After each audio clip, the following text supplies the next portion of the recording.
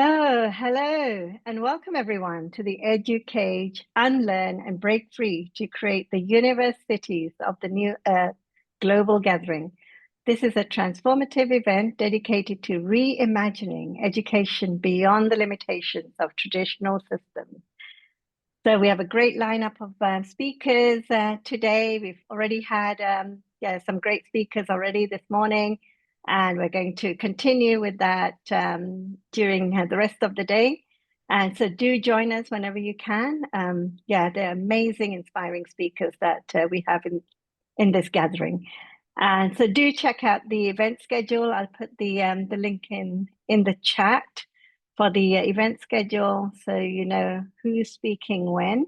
I'll do that quickly now. Let me just go to chat and enter the event schedule. Okay, so this is, it's just an amazing event, very, lot of high energy, bold conversation. So I think everyone's enjoying it very much indeed. So let's continue and explore what's possible together with Educate. My name is Amarpal Sohi, and I am the host and creator of this event. I'm very grateful and honored to have you here today with us. So thank you everyone for being here and for being part of something special. Without further ado, I'm beyond excited and honored to introduce to you the one and only Ema Anastasin. Welcome, Ema. Hi, everyone, and thank you for inviting me. Most welcome, most welcome. A great pleasure. And for those of you who don't know Ema, I'm going to give you an introduction. So Ema is a Shanachie, an Irish sacred storyteller. Through her evolving work, she carries on the traditions of her Irish lineages as story weaver, poet, and crafter of the true law. After graduating with a master's in economics from University College Dublin, she enjoyed a 20-year career in corporate financial services. In 2004, she took an internal career change into corporate training, a move which planted the seeds for her future entrepreneurial calling. In early 2017, she finally listened to the tug of her soul and the whispers of the witches to seek nourishment and expansion out with corporate and dove head first into entrepreneurship. Ema's mission is to walk the sacred lands to which she feels called, to activate the true stories rooted in the landscape, and to share these stories. She invites people to journey deep into their inner landscape to remember the story of their precious soul. In 2024, she founded the Irish Wisdom School, a space where the voice of Ireland is shared and the wisdom of her clients activated. Ema is from Dublin, Ireland, and lives in Falkirk, Scotland, with her husband, 3 children, and border collie dog, Riley. So you can learn more about Ema on her website, www.emastasin.com. So Ema's topic for today is Resurrecting Ancient Indigenous Ways with the Irish Wisdom School. Beautiful topic. Ema, I'm looking forward to kind of unwrapping this with you. Okay. So, Ema, the first question to you is, how are you supporting the redefinition of education beyond the traditional institutional processes in ways that are fun, creative, and deeply wise? Yes, well, the fun, the creativity, and the wisdom for me are the key aspect to learning and education. Because when we're having fun and we're being inspired to tap in and connect with the innate creativity that's within all of us, within each one of us, and also that wisdom, that is the wisdom that we hold, then for me that is the new way of educating. I'm not saying the old ways weren't fun or creative and wise. However, for me, it's this new way that we're co-creating, and what you're offering here in this event is where the focus shifts to these important matters. And for me, as you read in my bio, I founded what I call the Irish Wisdom School in 2024. And that was something that came to me, the terminology, the idea to create this school. But I didn't know what the school wanted to be, let alone like a school and being a teacher. I didn't want it to be what would have been a traditional school, like the schooling that I went through and enjoyed, by the way, as well. So for the last year, it was really late 2024 that I created the Irish Wisdom School. And it's really been for the last year that I've been connecting with this entity, this deity, this being that is the Irish Wisdom School to really connect with what this wants to become. And it's been very interesting because for a large part of the year, there's been silence. Which is very frustrating when you're an entrepreneur and wanting to run a business and, call in the wealth and the abundance and the flow, as well as the people and share the learnings. And what I knew from the outset is that this school is, well, multidimensional in ways, is that it is an opportunity to connect with Ireland, where I'm from, even though I live in Scotland. So connect to the voices of the Celtic lands, particularly Ireland and Scotland, and to have a space where the voice of the land can speak through each one of us. And that means going to the landscape, either in person on retreats or through online journeys, and really connecting with the different aspects of the land, so that through that, the wisdom emerges and reawakens. And we, as human beings here that step into the space of learning, of wisdom, we remember. So it's this rising up in remembrance and this stripping back to the truth of who we are and who we have always been. And there's so many ways that have a unique slant in Ireland, but also are Indigenous and also are global. And people all around the world connect in ways such as with the medicine wheel, but we take the Irish slant to that.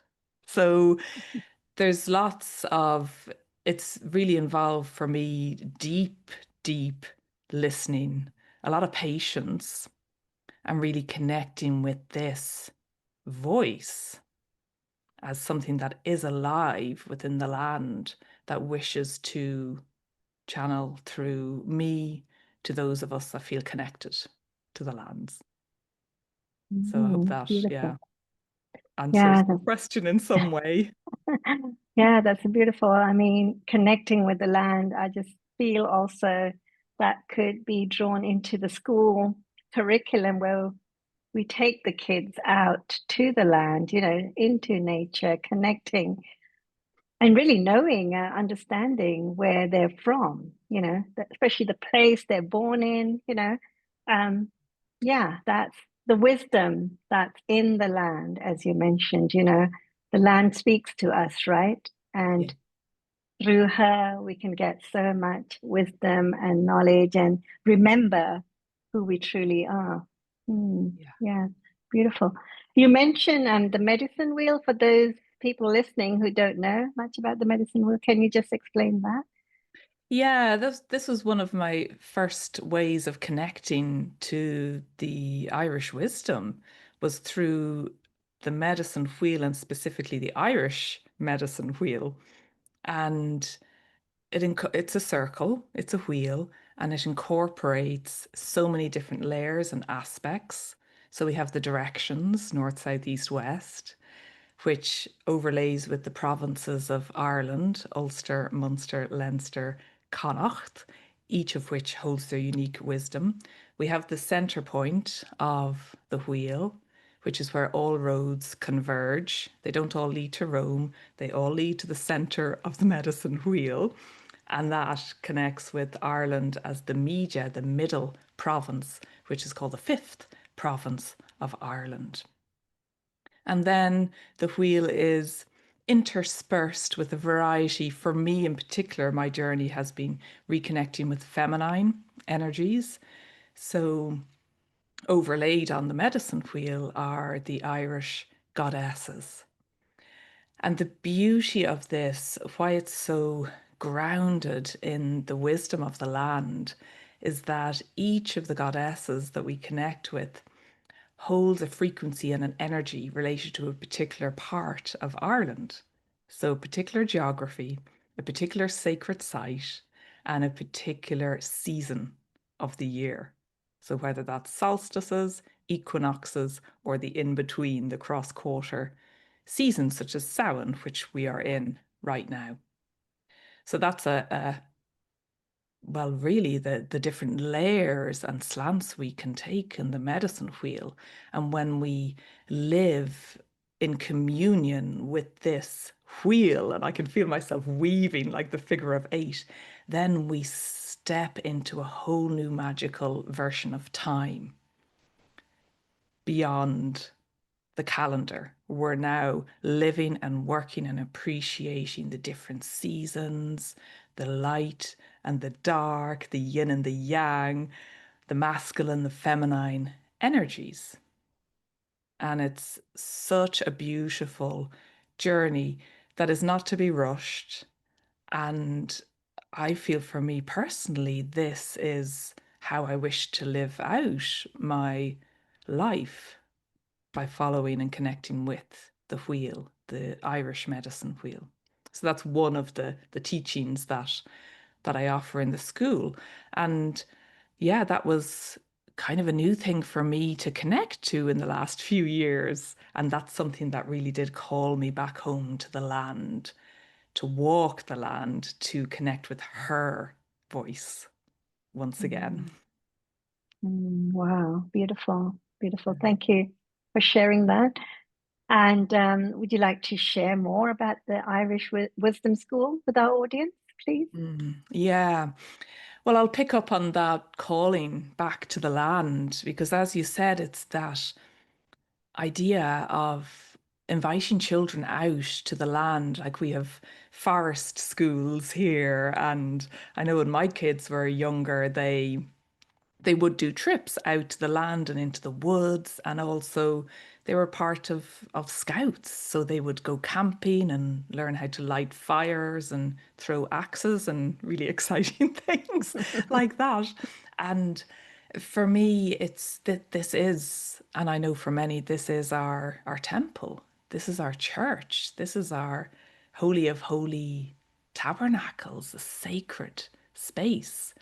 When I go out into the woods beside me here in Falkirk in Scotland, or when I'm called to a particular part of Ireland. So as I've been walking the medicine wheel and connecting with the different sacred sites, I allow the wisdom to flow up within me to go, okay, now it's time to go to Newgrange, for example, in the Bruna complex. Now it's time to visit Anya at summer solstice and dance wildly in her Grange stone circle, the largest stone circle in Ireland that's aligned to summer solstice.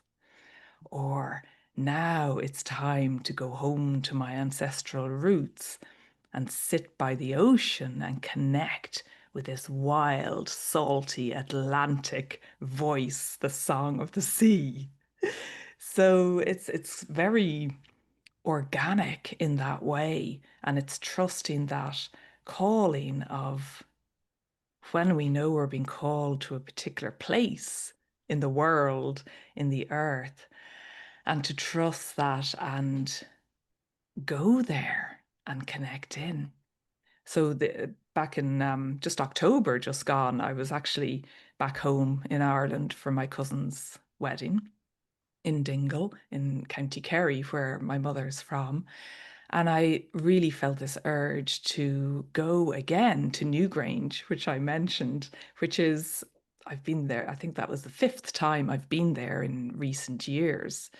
And you have to book a tour to go there. So I booked the tour, and it was the most beautiful. This is an ancient, it's older than the pyramids of Giza, older than Stonehenge. It's 5,200 years old, or so they date it. Many people, I feel it's older, and others feel it's even older than that. And it is this womb tomb that's aligned to winter solstice. So the rising winter solstice sun shines through the chamber. So there's a narrow passageway with orthostats, standing stones on either side, and you go inside her chamber, which is cruciform in shape.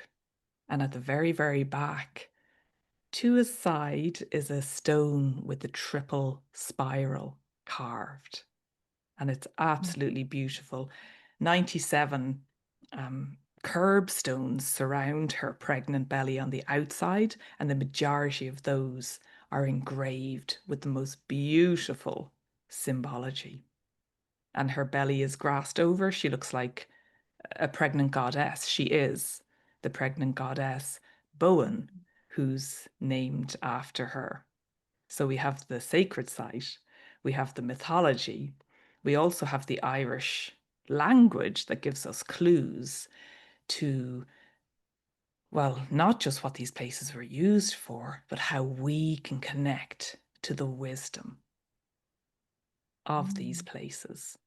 So that's, for me, all part of the wisdom schools, the mystery schools that so many people are returning to now. And for me, it just happens to be all about Ireland and Scotland and that bridge, that connection between these places that we're healing and remembering and co-creating new ways. Wow, beautiful. So when you were growing up and you were going to school, were you taught any of this, the wisdoms of these lands, the sites? Yeah, yeah, Okay. that's a lovely, lovely question. Yes, we were.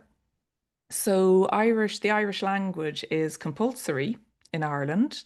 So we must learn Irish.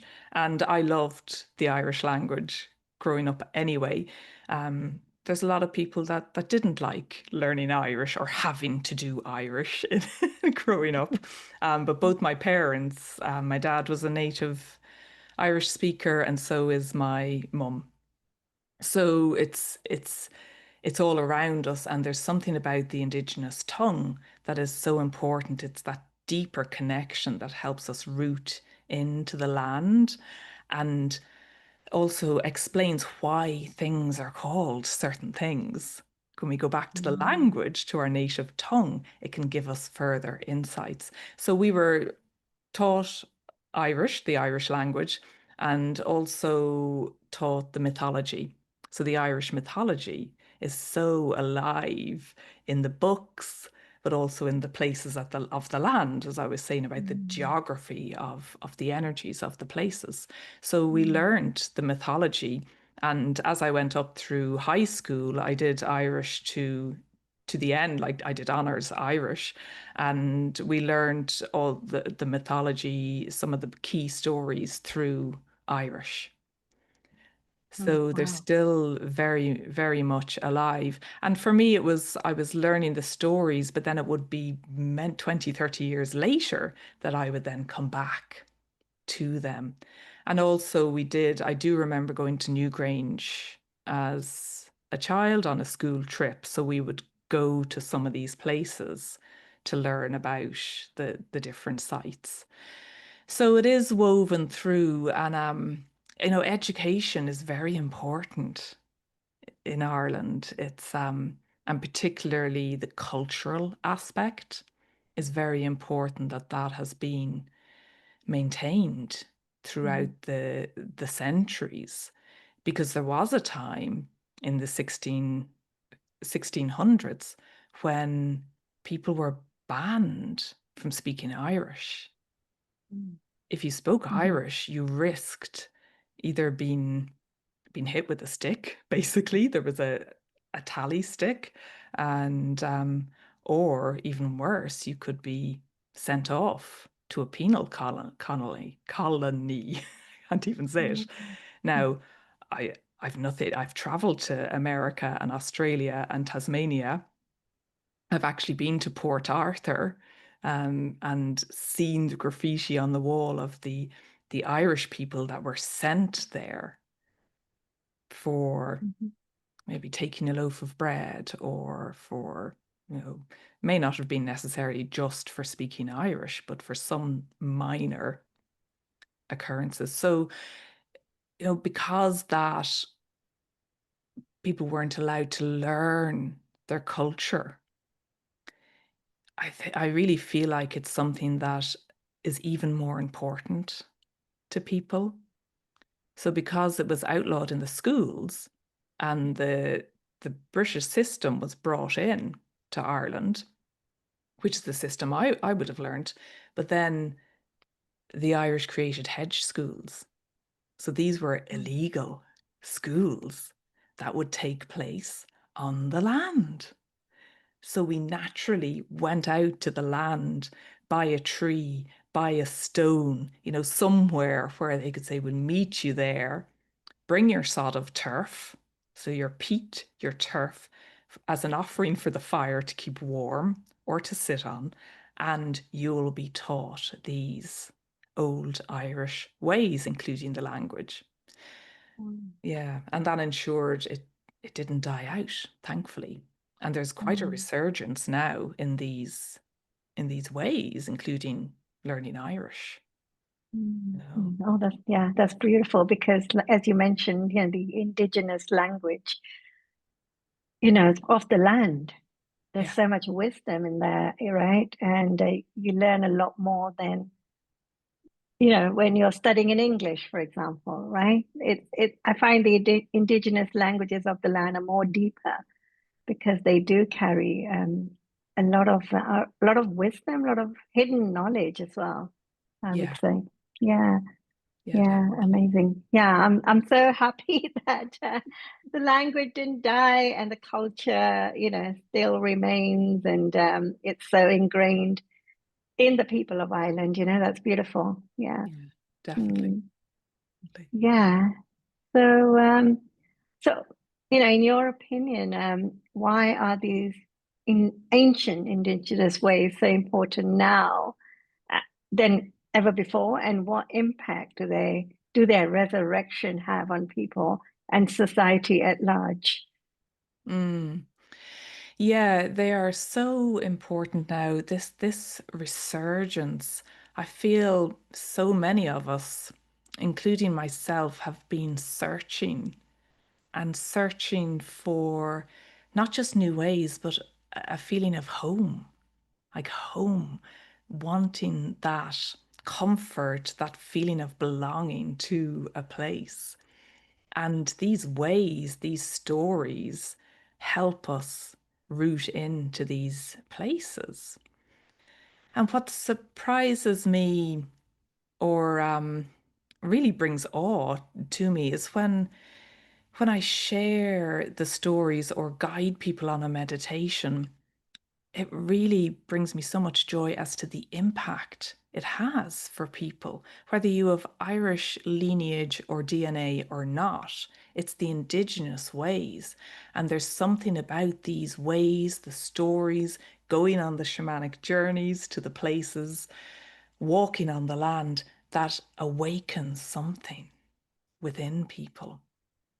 So even yesterday, I was teaching my class online, and it was all about, what came to me was all about the Bog Queen.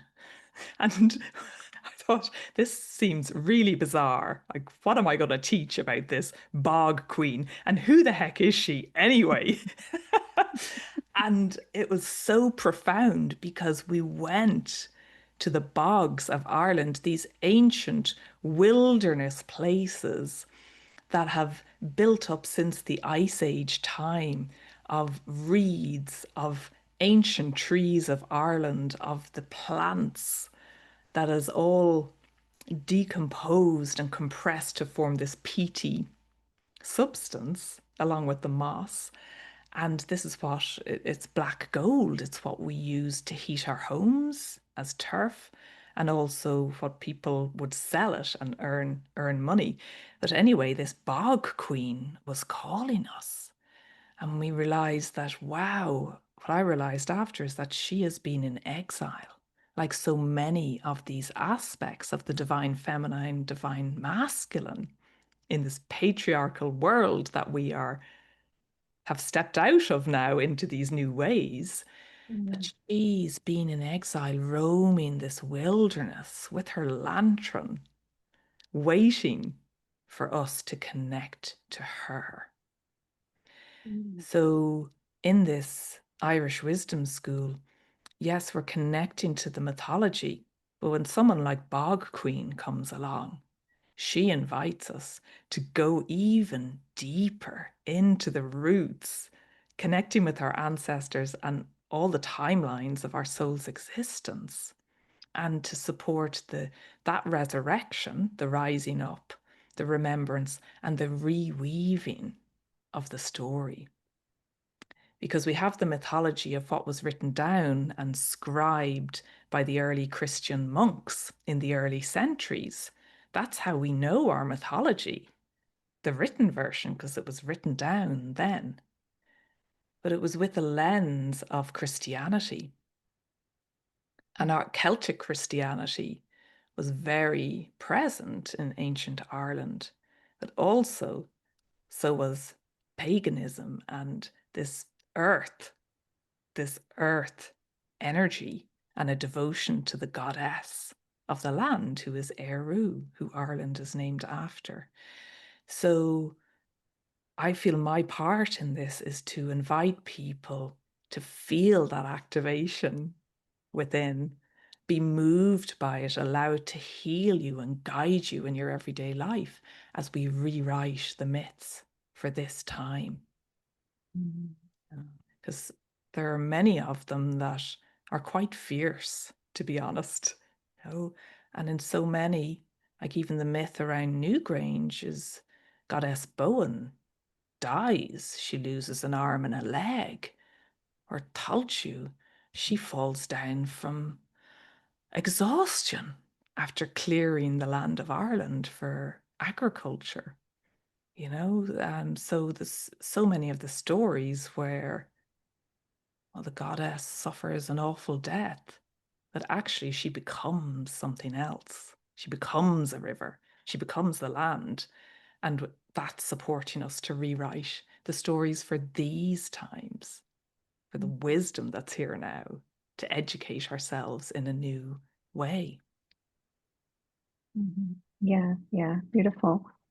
And the Bog Queen, is she part of, is she Mother Earth? Can you explain that? Yeah, I love that. Yes, because I even this is what I love about teaching the classes, because I don't know, I'll have the information inviting people to connect to the bog and the magic of what's here in these spaces, but also I don't know where the journey is going to go. And that's what I feel the Bog Queen is. And in fact, one of the students, one of the participants really shared that as well, that it's this primordial, ancient being that's from like way back before Atlantis, Lemuria, before the Ice Age. And she is this ancient being that is rising now to teach us the ways of the bog lessons. Because it takes so many centuries for the bog to form. And the flowers, there's so many medicinal flowers that have adapted to the conditions, the oxygen poor conditions of the bog. They've adapted to new ways. And also, what I feel she's showing me is that there's only 16% of the bogland remains now in Ireland, and it's been stripped bare. So machinery came in the 1940s. And we had Bord na Móna, which is the turf, the energy company that came in to provide turf and fuel for people's homes.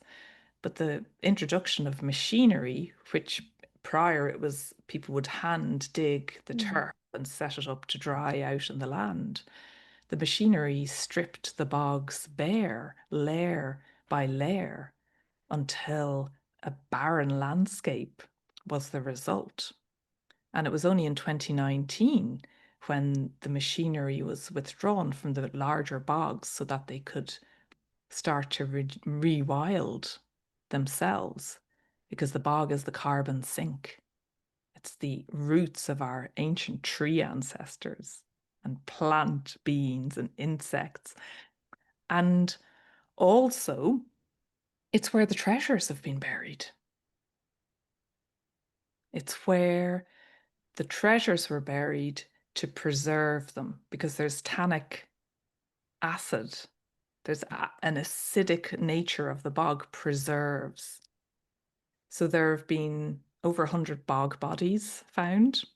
Some of them are in the museum in Dublin. They're preserved, their skin, their hair, their nails, what they were wearing, all has been preserved from being buried in the bog. I had a past life experience 2 years ago where I remember being a monk, all dressed in brown robes, and I was running from someone who was on a horse, and I'm holding a book, and I bury that book in the bog, because I know the bog will reclaim the book and take care of it until I or others remember that it's there, and that now we can excavate the truth of what was in that book and the illuminated wisdom of what's to be connected and awakened with now, the gold within. So yeah, and hoards of gold have been found. Ancient Celtic gold has been found in bogs. So all kinds of things. Our ancient ancestors knew the wisdom of the bog, and most likely had this relationship with who I call Bog Queen. Wow, beautiful. Yeah, she's Amazing. showing. It's like she's pointing, like, don't write this place off as a barren wilderness. The bogs are coming back now. They are living, breathing, and wish to commune with us. Wow, As amazing. ridiculous as my head is going, that's ridiculous. My body knows, and Bog Queen feels more and more real the more I speak about her. Okay. And the book, are you getting visions of where you buried that book? Well, it's so interesting because when I had that experience 2 years ago, it was January 2023, and it was such a visceral experience. And I don't know if it's happened for you or people listening, where you have this remembrance or go on a shamanic journey, and it's so real that you know the truth of this has happened. This is real, and it's important to pay attention to. So when I had that experience, I actually wrote a poem. I did a YouTube about it actually and shared it with people. And then it must have been only a few days later, or maybe a week or two later, I come across online this book that was uncovered from a bog in Ireland. And it didn't just happen then, it happened in 2006 that this book was actually found in Tipperary in a bog in Ireland called the Fadden Moor Bog. And the book was open on a particular psalm. So it was a book of psalms that had been transcribed by most likely ancient monks. Psalm 83, apparently it was open on. And this book had been preserved by the bog. And when I saw that book, it's on display now in the National Museum of Ireland in the archaeology section, but it was painstakingly cleaned up and pieced back together, Latin letter by Latin letter. And it's an Oh. ancient text. When I saw this book and came across it online, I went, oh, could that be the book? You know, it seemed like too much of a synchronicity. Mhm. So they date the book to the 8th century. And yeah, it's beautiful. It has some illumination. It doesn't have the decoration like the ancient Book of Kells has, which is another illuminated manuscript of Mhm. Ireland. But it's yeah, it's a very important find. Something like that hadn't been found in the last 200 years in Ireland. So Wow. the fact that it was unearthed and they've been able to restore it to some kind of degree to display it in the museum. Mhm. So yeah, it was that synchronicity of having that experience of burying the book in the bog and dying for it, by the way. I buried the book and I knew it was safe, and then I died, was killed. And then I come across the Fadden Moor Psalter that had been uncovered in a bog by someone who was digging the turf, and they found it. They just happened to see it in the barrow of the tractor that they were using to cut the turf. Wow. Thankfully, it survived. So yeah, the synchronicity of that was undeniable, really. That, yeah, that is amazing. Yeah, And so, yeah. yeah, visceral.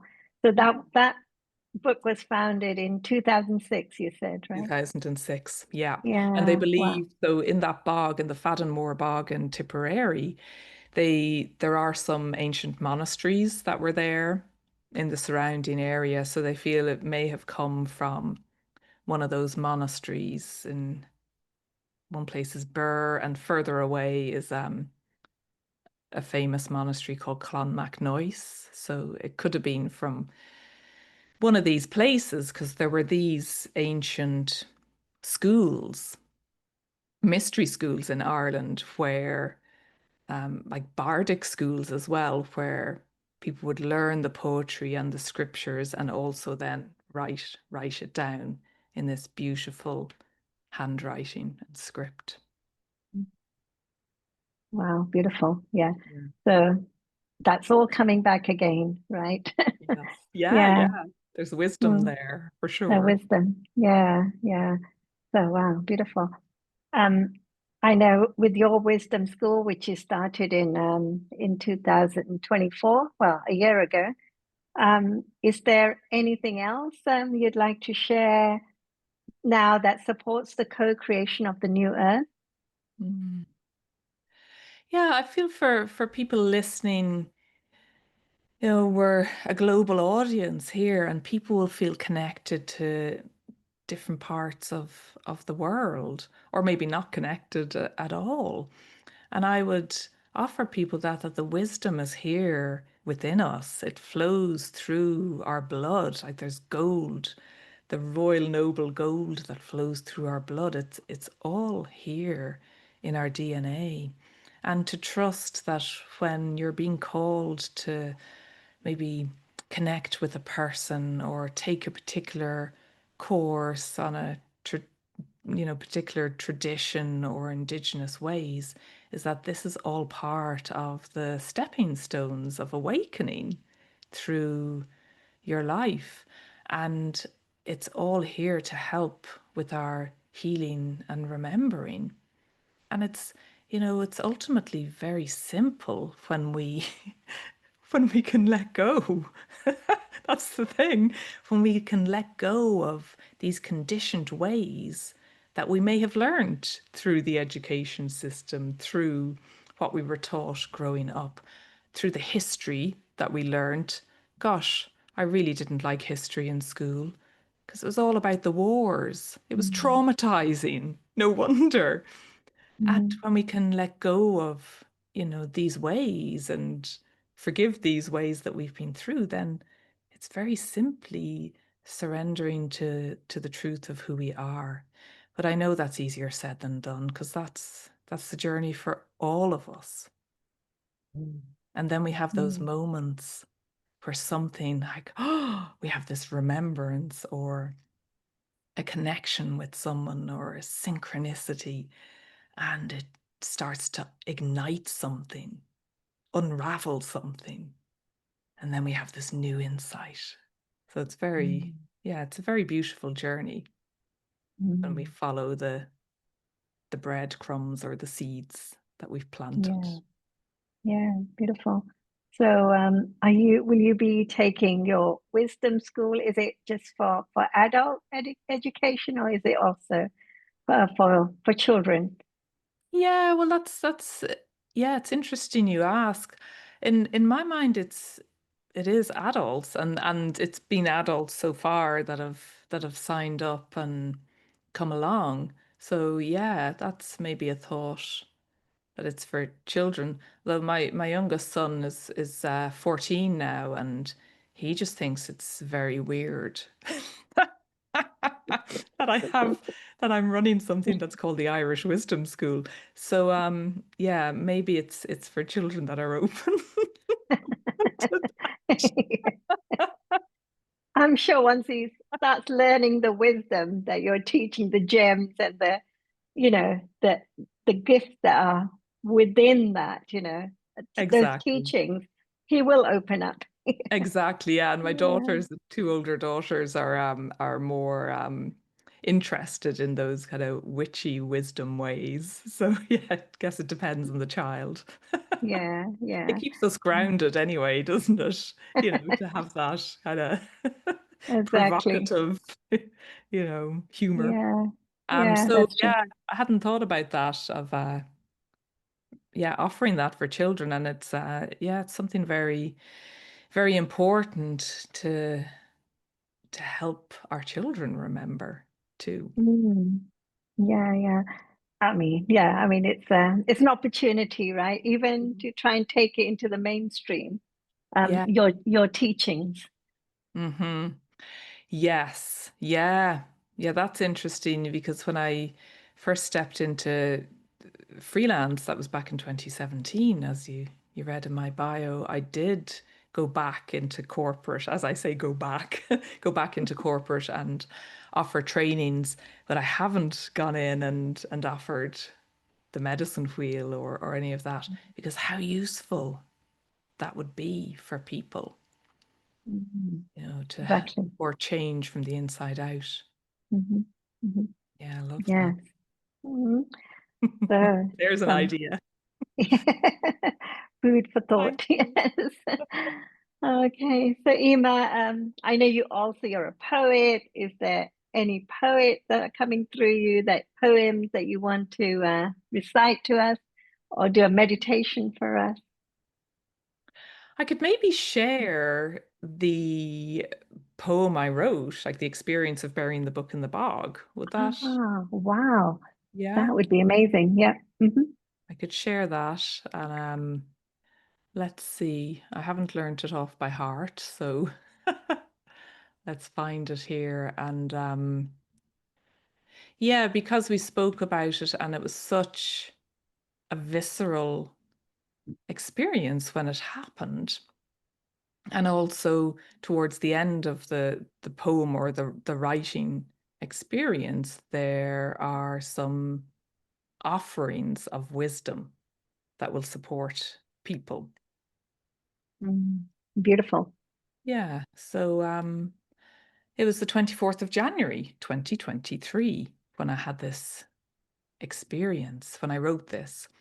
And it was a few days after the experience. So it's simply called I Buried the Book in the Bog. I buried the book in the bog. I died for it. I had to. It was inevitable, unavoidable. I wasn't going to let that book be destroyed. It held the meticulous script and texts written in sacred tongue, preserving the oral lore. So I gave up my life to preserve that book, sacrificing myself. And the horse reared up above me with a soldier atop. and my crumpled form lay there, adorned with brown robes, a brown wooden cross, and I held on for hope until the very end. And I died upon that very bog where the sacred text lay buried and hidden. And as my body returned to the earth, she gathered me home, holding me in her arms, consumed by her immortal soils. As I became one with her story, she sang me home to source. We knew the bog would preserve our stories. We knew the texts were safe beneath those soils, cradled within the roots of our ancient tree ancestors, preserved alongside their gold. Until such time as we felt the vibrations as messengers, calling us to rise up, for our stories now to be told, their cries ringing out along the ley lines as the ground is rumbling her response. Uphold the gold in these sacred texts that tell of the ancient lore, of cosmic stories passed down in whispers, direct to the hearts of the story keepers. Uphold the gold, she cries, the oracles, the seers, the witches, the druids, monks, and priests, the bards, priestesses, and nuns. We are the poets of old. Oh, wait till you read of our adventures. Wait till you read of our deep knowings and spells. And wait till you gaze upon the magic symbols that will crack your heart wide open. For we are resurrecting the truth in the stories encased in pure elemental gold. We are resurrecting the golden grail by waving our magic wands, resurrecting the truth of New Earth Tara, of these ancient timeless lands, resurrecting the knowing of what's possible now as we reach out our ancestral hands to you to walk into the new ways of being. Because we are your ancestors of then and now. We are your future knowings. And so we ask you to write us back into the scriptures now, remembering the sacred texts of Eru and the Indigenous lands. For these books that you buried in the bog hold all the secrets and ancient mysteries. So we ask you to remember, because now it is safe. It is safe for this wisdom to return. It is safe to share all that you know through the endless lifetimes of what you have learned, to share this knowledge now. For your gifts and words are a gift to the world. They're part of your legacy. By honoring the witches, the druids, the wise ones, our ancestors, the voice of the land that wants to flow through you. And so I leave you with these 3 last commands, and I feel this is the voice of Bog Queen, actually, to support you for these times. Number 1, to resurrect your gold as this ancient royal stable elemental. 2, to excavate your truth and who you are right now. And 3, to uncover the seeds of what you hid eons ago to support you and your work now. The bog has spoken. Wow, beautiful, beautiful. Thank you. Thank you for that. Yeah, that share, that wisdom. Beautiful poem. You're so Wow, welcome. amazing. Yeah, it's always a pleasure to be with you, to listen to you, Ema.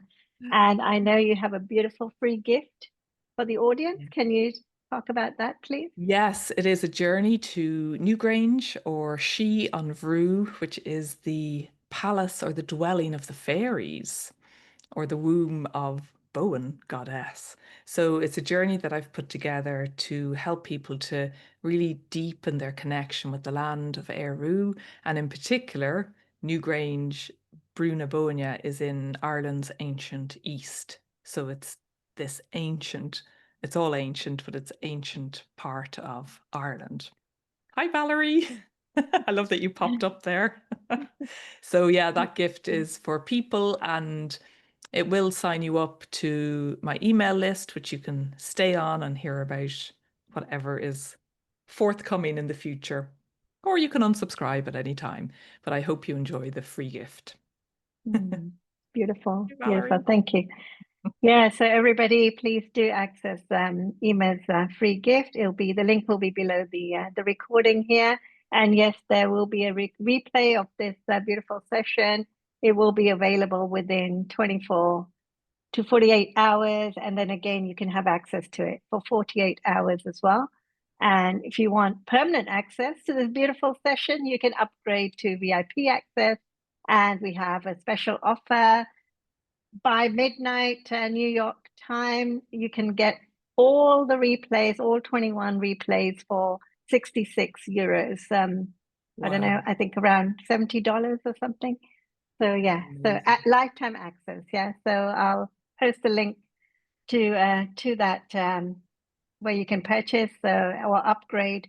So you have this great offer until midnight tonight, New York time. So yeah, you'll get lifetime access to Ema.